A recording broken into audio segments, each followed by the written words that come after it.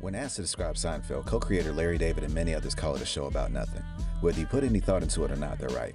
These characters aren't after any main objective that arcs over a whole season or even throughout the seasons. That's probably the charm around the show. Now, if you were to ask me to describe Yokio 24 hours after watching all 6 episodes of season 1, I'd be at a loss. I scratched my head trying to make sense of this show that seemed to have no real big plot outside of what looked like side stories that happened to coincide together. And that's when it hit me. This isn't a show that's really about anything. In my opinion, it's a show where nothing matters. You out here looking like a pound puppy. Sorry, guys, but I can barely navigate the hellish vortex between breakfast and dinner, let alone the labyrinth of the field hockey field. Win, lose, we'll all be equal in the grave. This Netflix-produced animation follows our protagonist, Kaz Khan, voiced by the internet's favorite ironic poster boy for fake deep Jaden Smith. Kaz is a full-time socialite and part-time demon hunter as he goes on about his day-to-day in a futuristic alternate reality city known as Yokio, an amalgamation of New York and Tokyo. And that's it. I am not Neo Reach!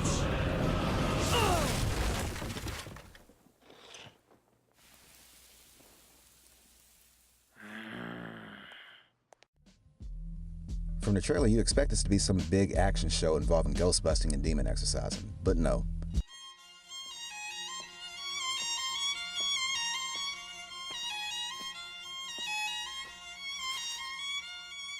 You've designed yourself a beautiful grave, sir.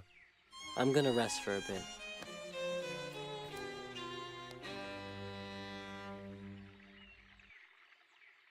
How odd.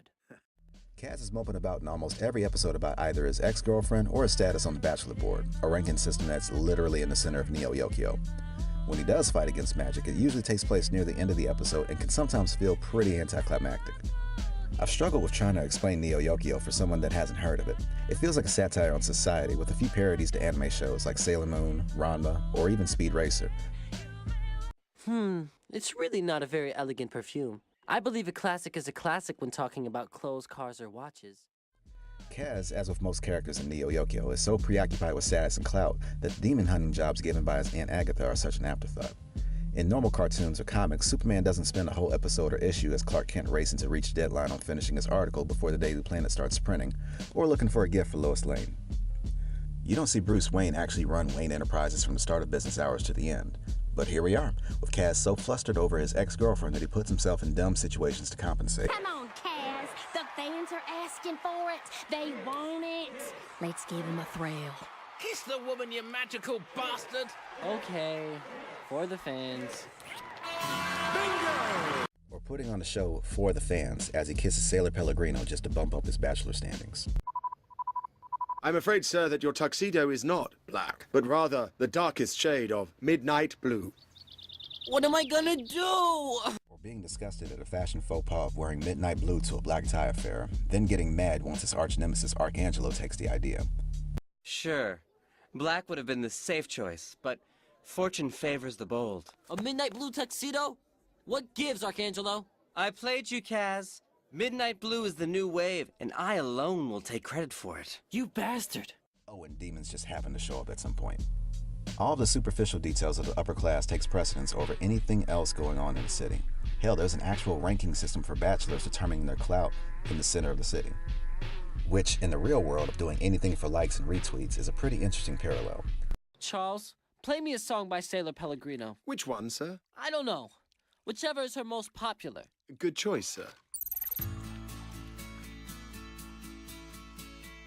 Appearances and acting quote-unquote cultured is more important than the potential danger looming in the city in the form of the very thing that destroyed the original city.